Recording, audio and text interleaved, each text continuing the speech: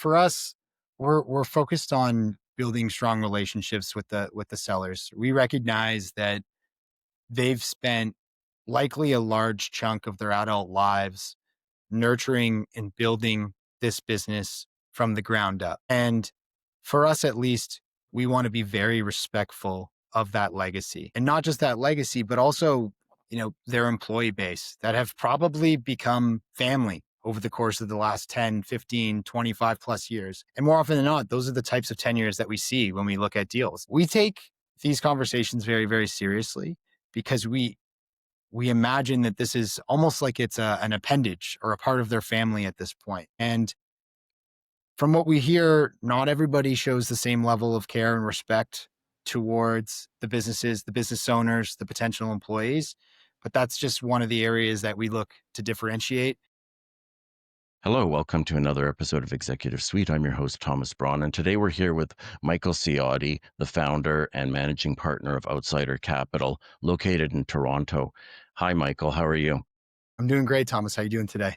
Great. So, can you give us a quick overview of your company and what you're all about?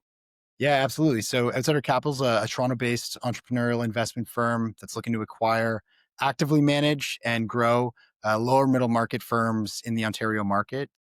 Currently, today, we're focused on GTA businesses with revenues between 5 and 15 to 17 million that are operating in manufacturing, industrials, or the business services space. So we just got started in February officially, but we've been ideating around our thesis and fine tuning it for several years now. So it's been a grind, but we're very excited to be active in the market today and pursuing investment opportunities. Okay. So, can you give me some examples of some of the deals that you've already closed? You've got, I think, about four of them on your website that I saw. Can you highlight one or two of them?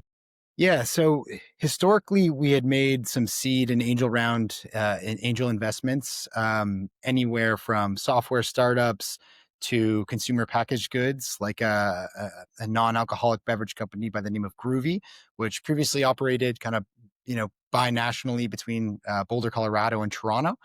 But we've since kind of reoriented the thesis Mm, to seek out full change of control buyouts. So historically, we were investing in startups, again, in that seed round or angel round, businesses that had big total addressable markets, had really good fundamentals, but perhaps most importantly, really strong leadership and executives, specifically founders of businesses of those sizes.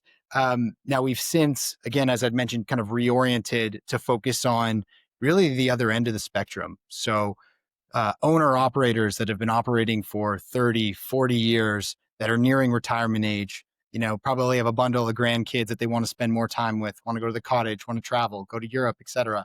Um, so it's funny. We got our start really investing with some smaller companies um, and playing the role of angel, but now we want to take more control of late stage mature businesses, again operating in that manufacturing, industrials, and business services space. okay, so you're pivoting a bit, and would you say that is like a general trend amongst VC funds like yourself that are looking to buy businesses? I don't think it's a general trend per se for us. We're motivated by where we feel the opportunities are. In Canada specifically, as you know, Thomas, many of the companies that make up the lifeblood of the Canadian economy are those more traditional, as we would call them, non-sexy companies, and they're owned and operated for the most part by the boomer generation, right? So as these boomers kind of age out and look to retire, there's a significant gap for the next generation of owners to come in and take over, and not just take over, but also inject some urgency, some excitement, and some kind of modernization and vision into those businesses and take them to the next level. So that's really what caused us to kind of refocus. And it's what we're most excited and passionate about right now from an investment perspective. Hmm. And I guess you have to be in that over 1 million EBITDA range in order to be able to hire a general manager, because a lot of those small businesses, they make pretty good money for the owner, but that's also their salary. So if they retire, you've got to hire somebody to run it then. And I think that that's kind of why you have to have that scale, because if you now have to subtract that salary from what's left for the owners, and salaries are getting pretty high now. How are you recruiting people to then run all these different companies? Like, let's say tomorrow you acquire an HVAC company, makes good money. People are always going to need air conditioning, and it always breaks down right when you need it. So let's use that as an example. How do you end up finding a new general manager for that company? So I think from a human capital perspective, my personal philosophy and also the philosophy of my business partners is we try not to get overly fixated on the resume, and specifically the experience that someone has. So I know private equity firms historically, when they think about human capital, they have very defined both internal and external hiring processes. They're looking for very specific people that have operated in a specific space that probably have an MBA from a specific school. And the idea is that if we hire that profile, we know exactly what we're going to get out of them. Now, again, I think that's a tried and true practice by all means. I think that's a great way to go about hiring senior managers for middle market companies.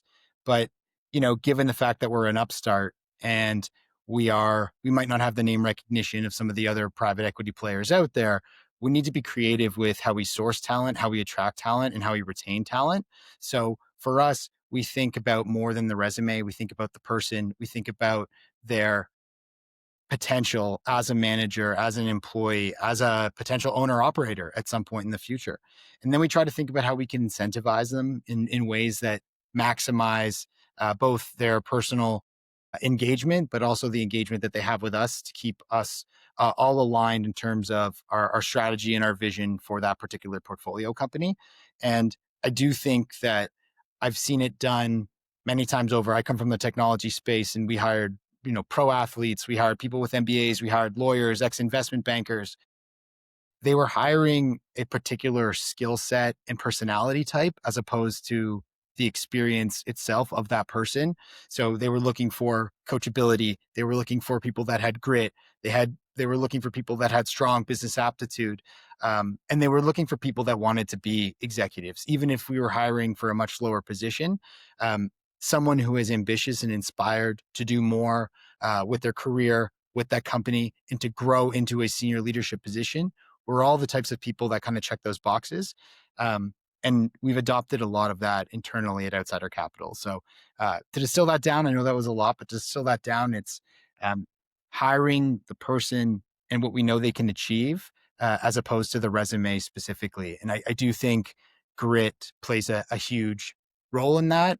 And one of the other core values at Outsider Capital that we look for in employees as well is what we call gas. So giving a shit. I can't stress how important that is. Hmm.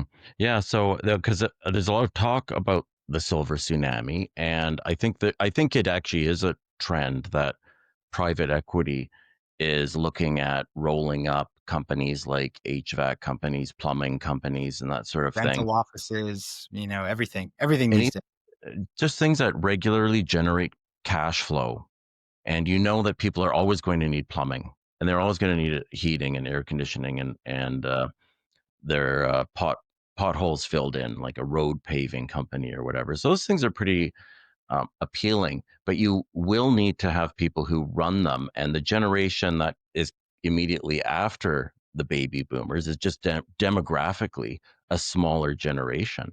So I think there's going to be an HR challenge there, but that's to me, that's kind of the main issue is, well, can you find a good person to run it? Because the business makes money.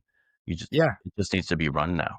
Yeah, and listen, I think for us, what is most exciting is these are stable, cash flow positive businesses that have been operating for 30, 40, 50 years.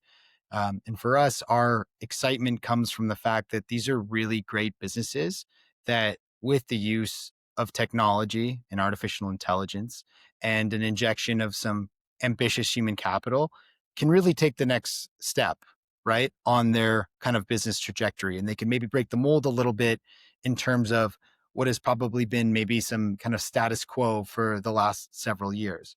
So we love these businesses. We're really excited about them. And we think, in terms of, we're obviously Canadian, we're very passionately Canadian. We think the future of our country is going to be built upon these businesses taking the next step and competing on an international scale. Um, and that's part of what keeps us going every day. Okay. So I want to ask you about Outsider Capital, the name. Why did you choose that name? So it's a little bit out of necessity. As I mentioned, I spent 10 years in technology, and my business partner, who I met during that time, was in the technology ecosystem. So he ran and still to this day is the majority shareholder of a large solutions integrator. And when we first started to talk about this idea, and I've been kind of waxing poetic on it for about 4 or 5 years, I think it was back in 2021 when I built the Outsider Capital domain. Um, but the idea is that we are outsiders to the space, to the M&A space. We don't have the traditional experience or education that comes with starting and operating a fund. Neither of us have ever worked in investment banking. Neither of us have ever worked in private equity.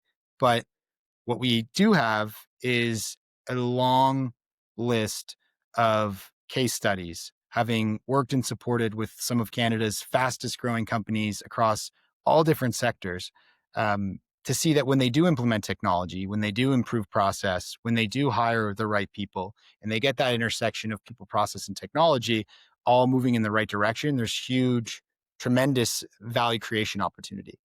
And again, during the back probably few years that I worked in technology, I interfaced with a lot of the big U.S. private equity firms like, actually, I won't name them because a lot of the work that we did was, fairly fairly secretive, but it was on supporting their portfolio optimization strategy and their value creation initiatives through the use of technology. And I really did get to see up close what the smartest people in the private equity space and the brightest, most innovative, most successful funds are doing as it relates to technology, and seeing them deploy technology across their portfolio companies and see big returns, both from a top line, but also from a bottom line EBITDA expansion perspective.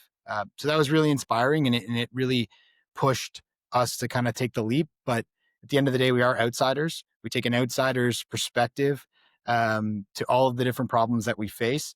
And the idea is that because we're not biased in our decision making, biased in our investing, and biased in our problem solving, we feel like that in and of itself is an edge to how we solve problems within portfolio companies, but also with how we make investments and how we see the future.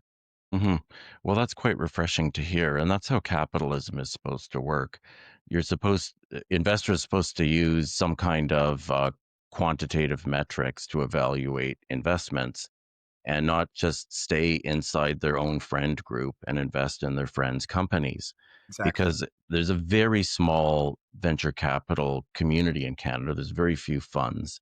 And there seems to be not so much an ecosystem as a club almost. And what you see is quite often they just keep investing in their friends' companies and not really casting a very broad net. And I sometimes wonder what they might be missing by doing that.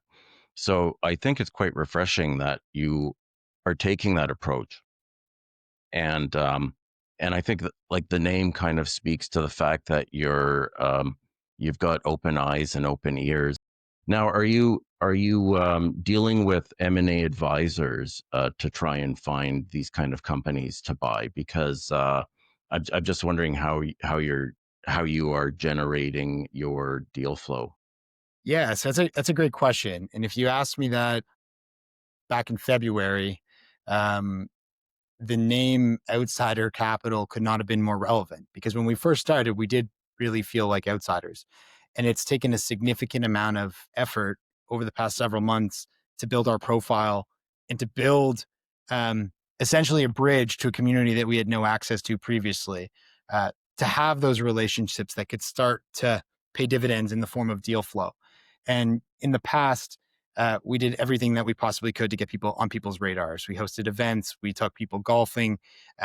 Believe me, I've filled up every single NA advisor, probably across Canada's inbox and voicemail box over the past 6 to 9 months. But we recognize that it's because again we don't have the connections to the space, and slowly but surely that has led to more inbound deal flow.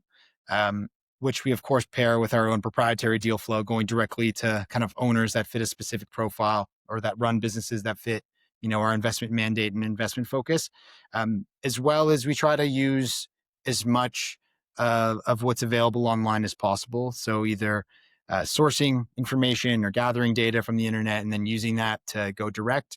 um, we don't have the luxury of a name brand yet where our inbox is constantly full of inbound deals and deal flow. So we've had to go out and get it. But as I mentioned, our first value at Outsider Capital is grit. So we've had to demonstrate that in spades since February when we've officially launched and focused on this full time. Okay, so can you give me some advice, if you were to advise a company that's thinking about selling itself, what are some of the things that they can do so that they just are making the right approach to a fund like yours?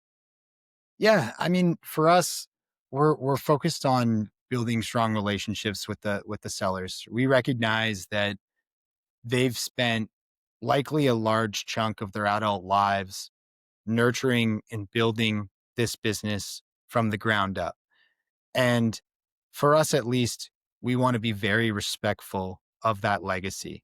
And not just that legacy, but also, their employee base that have probably become family over the course of the last 10, 15, 25 plus years. And more often than not, those are the types of tenures that we see when we look at deals and we speak to these employee bases. These are longtime employees, many of which have been around with the owners since the beginning. So we take these conversations very, very seriously because we imagine that this is almost like it's an appendage or a part of their family at this point. And from what we hear, not everybody shows the same level of care and respect towards the businesses, the business owners, the potential employees. But that's just one of the areas that we look to differentiate. I mentioned our values. Our values are very important to us. And gas, give a shit, that is a core value of ours. It's something that we think about when we approach every conversation with an owner or a seller, their employees, their suppliers, their customers. And my advice to those owners would to just you know, be very straightforward in terms of what you're looking for, how we can partner, and be honest with what your expectations are. Whether you just want the max, payout valuation and you want to sell 100% and you couldn't care less what happens, beyond that, like we're probably not the right fit. There's a big strategic player out there that's going to pay you, top dollar with the expectation that you do walk away and with the expectation that, they might not have room for all of your employees. For us, we're looking for owners that I think want to partner with us in that second phase, even if they're not necessarily an operator. And that's why we like to give the option to roll some equity to, have a potential second exit at some point in the future where, we likely bridge that gap from what the big strategic would have paid you anyways, but we're more thoughtful with how we're going to deploy your employees on a forward looking basis. So, um, it's hard to give you exact advice on what I would recommend donors, but be straightforward early and often in the process in terms of what you're looking for, because what I've realized and what I've come to realize is there's a lot of buyers out there, especially in that 1 to 2 million EBITDA range. There's strategics, there's family offices, there's independent sponsors, there's search funds, there's lower middle market private equity firms from Canada and the States. There's going to be a lot of people interested in good businesses. And I think you can really root out your candidates to actually take over for you when you decide to sell, by just being upfront with what expectations you have and what profile you want for the buyer. And the sooner that the seller and the buyer have that conversation, the sooner I think we find common ground to get a deal done. Interesting. I recently saw an article somewhere, and I'm trying to remember where I saw it, but I can't. But the gist was that when people are selling their business, they should try and retain some equity, even if it's just 10%, because what happens is that the acquiring firm grows the business, and sometimes they grow it to the point where your 10% ends up being worth more than what you originally sold the company for in the first place. Yeah. And listen, for us, that's a strategic advantage that we have or that we try to convey. Our pockets aren't nearly as deep as US middle market private equity firms, even if it's down in the lower middle market. We don't have the same pockets or deep pockets that the strategic players in any respective industry are going to have. So for us, we need to convey what we intend to do from a sales and marketing perspective, for example, and how we intend to take that business from 10 million in revenue to 20 million in revenue over the next 3 to 5 years. Because that is, in theory, a good way for us to bridge the gap from an enterprise value perspective. But also, we do want to give owners the opportunity to roll that equity and to bet on us to help them kind of realize the money that we feel that they deserve, regardless. So I'm glad you bring that up, because I think for us, rolled equity is fantastic. It shows everybody's committed, but also strategically, as a smaller player with less deep pockets than some of the other players out there, um, we feel that it's, if you can buy into our story and you trust us as stewards of your legacy and your business, um, then we think it could be very fruitful for the owner in the long run to roll that equity with us. Oh, that's fantastic. So, thank you very much, by the way, for coming Of course. on. I really appreciate it, and I think it's going to Thanks make a for having me, great Tom. addition to the M&A series that I'm running. The perspectives that you're bringing are, I think, very interesting and fresh, and I think it's important that we have new entrants as well, all the time. That's how capitalism is supposed to work, anyway, isn't it?